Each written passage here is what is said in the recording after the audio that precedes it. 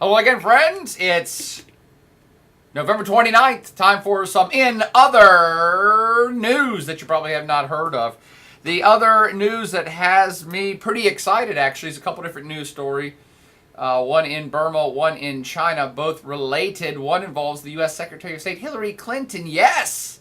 Stuff that's not going to be on your radar or many other Americans is actually very quite important for international events that are unfolding in a very revolutionary way in Burma right this second. That's what's going on in other news. U.S. Secretary of State Hillary Clinton will be touching down in Burma tomorrow, Wednesday, November 30th, to meet with, among others, Aung San Suu Kyi, the pro-democracy revolutionary activist that has spent most of her adult life in prison as a political prisoner, protesting against the Burmese military junta, which has pretty much ruled the country with an iron fist for decades and crushed the soul and spirit out of this place.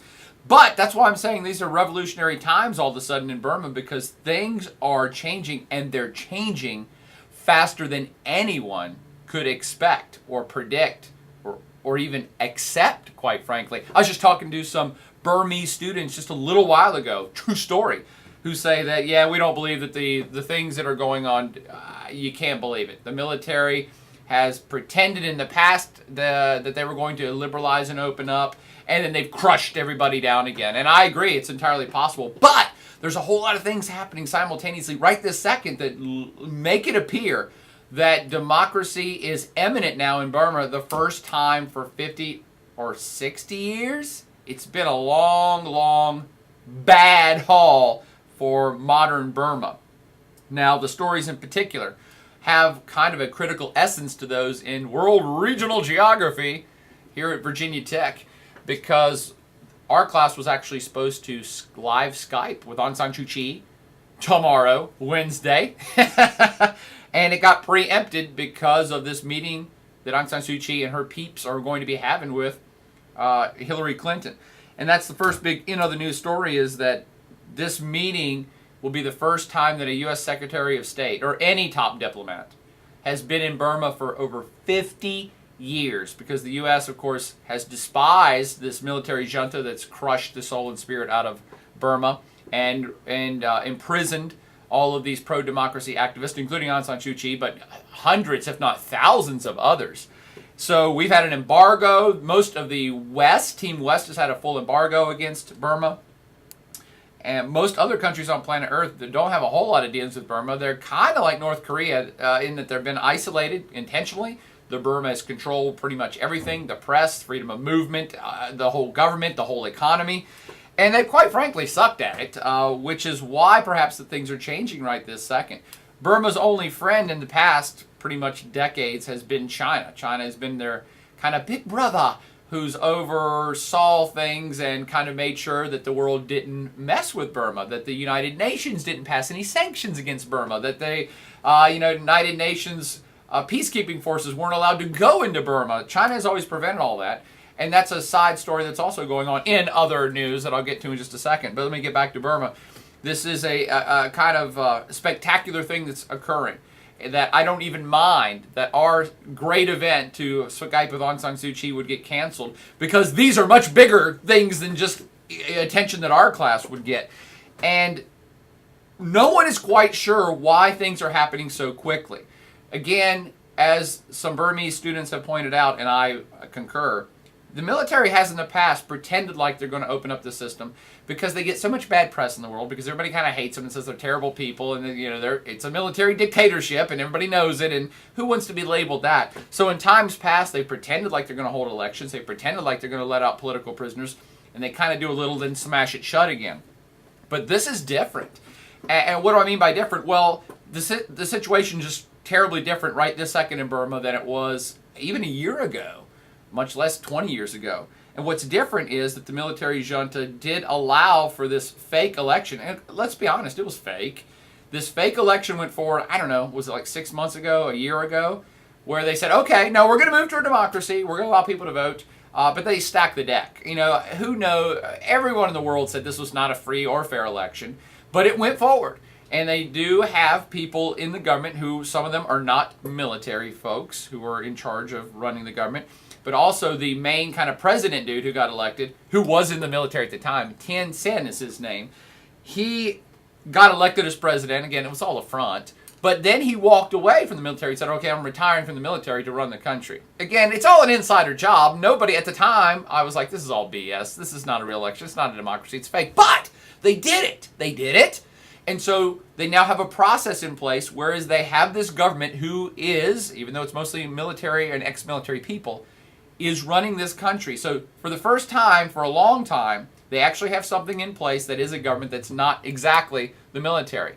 Okay, you could say that's a big puppet government, which is what I thought it was. But again, things are changing. This Tien Sen guy, again, for reasons that no one is quite sure, has suddenly rejuiced the spirit of his country by saying, you know what, I'm former military.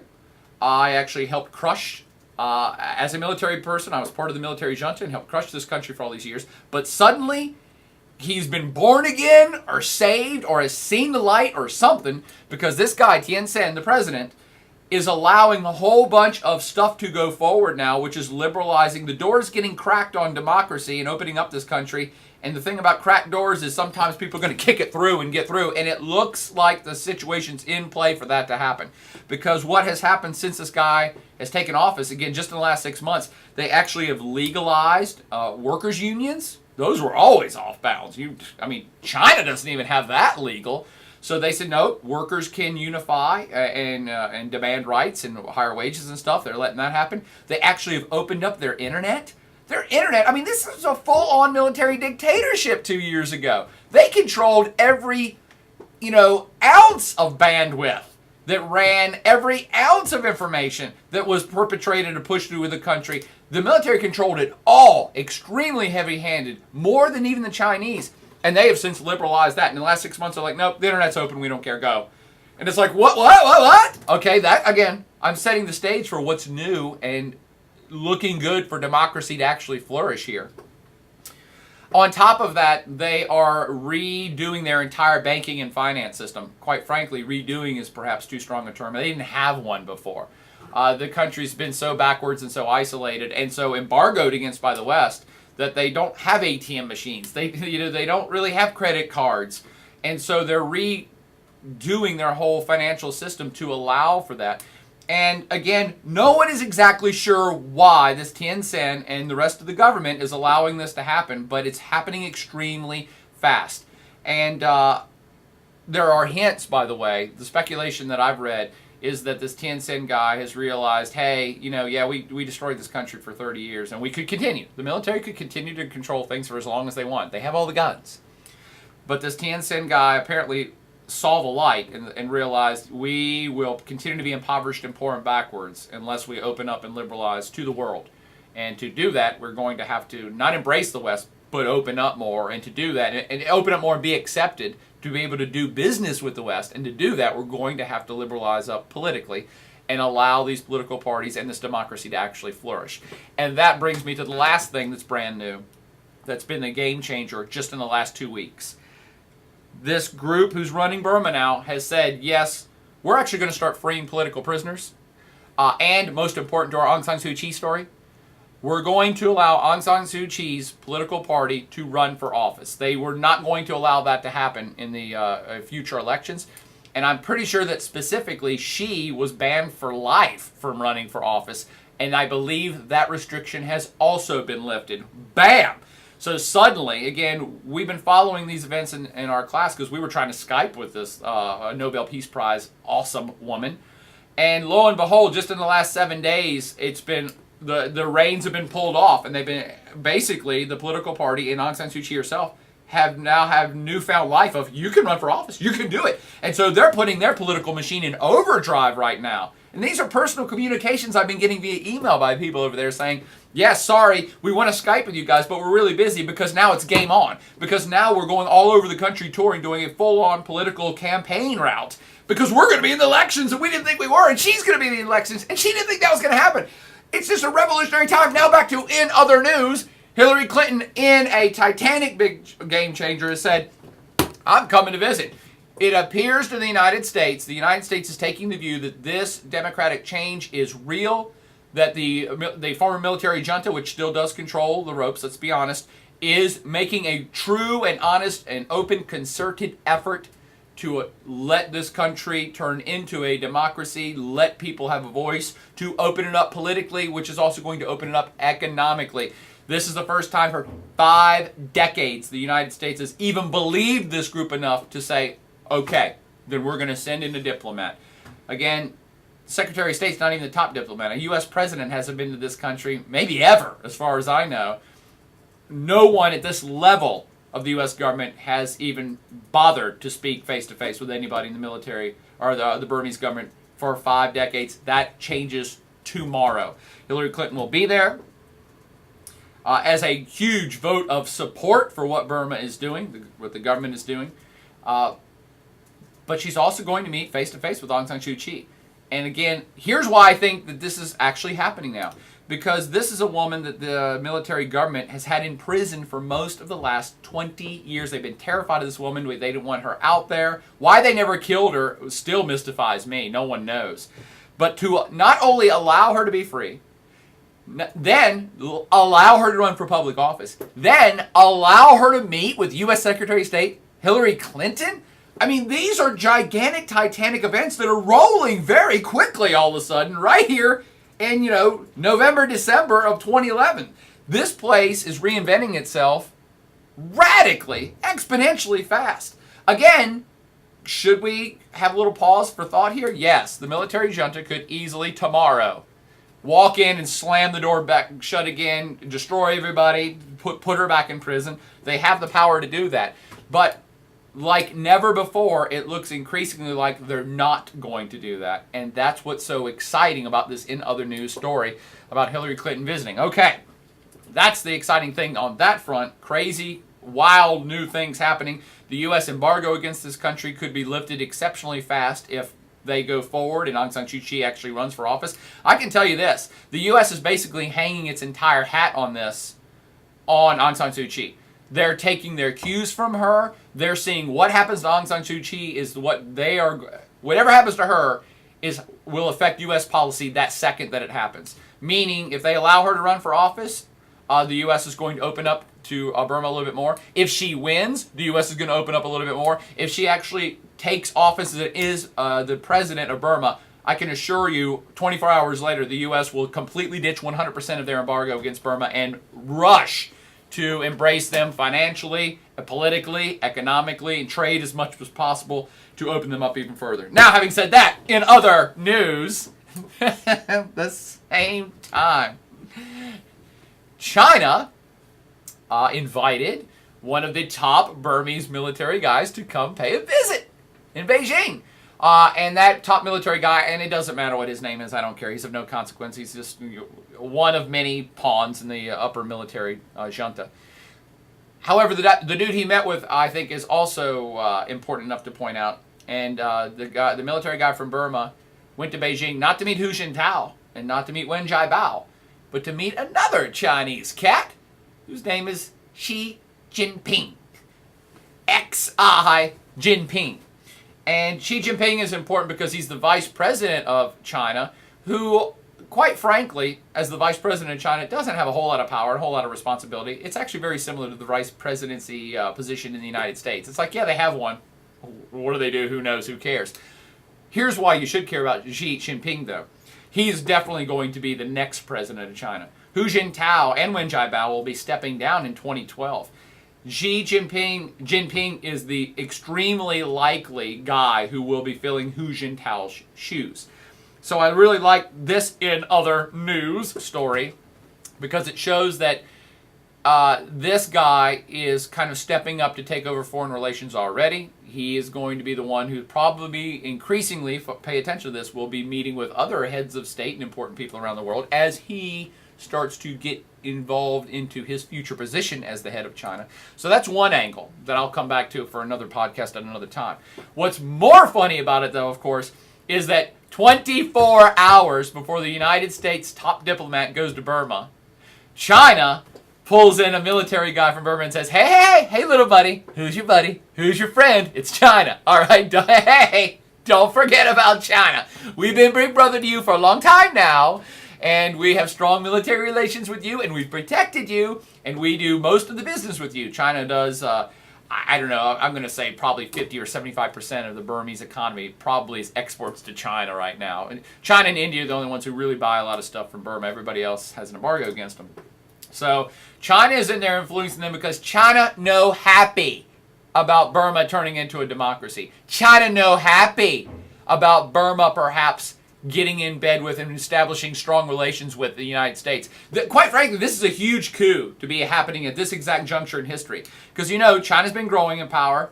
The U.S. is waning in power. But I've talked in multiple places in other news, and the Plaid Adventure has in podcast, about the perhaps future friction between these two mega powers over the Pacific realm. The United States, of course, wants to continue to have influence and have business relations and have economic and political relations with all these Asian countries because it's the future. And, of course, rising China wants to push out as much influence of everybody else so that they have all the influence in their immediate Asian hood. So this happening at this exact juncture is actually fascinating because, you know, even last year, I would have easily predicted, oh no, Burma will be in the fold of China. As China continues to rise, their influence will permeate out, and Burma is a perfect place that they'll control Burma. Burma's a puppet state of China, and that's just that. And here a whopping year later, hell, let's just say just a whopping 2 weeks later, it appears that Burma may tilt and go over a little bit to Team West, which would really piss China off. Let's just call a spade here. You know what? I forgot to mention this. Back when I was talking about Tin Sien, all right, the current president of Burma. Another thing he did, which plays into this situation, is that about a month ago, or a month and a half ago now, he canceled a huge Chinese-sponsored hydroelectric project going on in Burma. He just said, no, we don't like it. You know what, China? Screw you, we're not doing it. It was Chinese money, it was Chinese engineering, it was a hydroelectric dam that was going to produce a bunch of energy that China was then going to buy. And so this was like, everybody was caught off guard by this. And I've talked about it in the past, so I'm not going to talk about it more. But that's just kind of more proof in the pudding that something is going on here in Burma with the Burmese leadership. That they are slightly turning their back a little bit on China right this second. And inviting in the U.S. Secretary of State is a huge kind of back kick to China. So something is in the works here that really looks like Burma's opening up to democracy, but also tilting a little bit towards the United States, or Team West, I should say. And it's early, but it's happening. It's fascinating stuff. Why would this be happening? And I'll end on this. Nobody knows. Again, maybe 10 cents all the light. Maybe the upper military dictatorship folks have pretty much enriched themselves for so long they can't get no richer, and they're like, the hell with it, we're all getting ready to die, billionaires anyway. Let the country do whatever it wants. Maybe that's part of it. Maybe they've just realized that Burma is like stifled and stymied and isolated because they have no good economy and no good anything because they have done such a crappy job. So they've seen the light, and the future is to open it up to the world economy and the West, and not just the West, but the world period. So maybe it's partly that. But you know what I think it is? Check this out. I think it's probably some of that stuff. But I'd be willing to bet it's also that nobody likes to see anybody get too much power, do they? It's the man syndrome. Nobody wants to work for the man. Nobody wants to be a puppet to the man. And China is the man, all right? And China's getting big and rich and strong, and their military is increasing, and their economy is increasing, and they are going to be the dominant world power for the next 100 to 1,000 years. Who knows?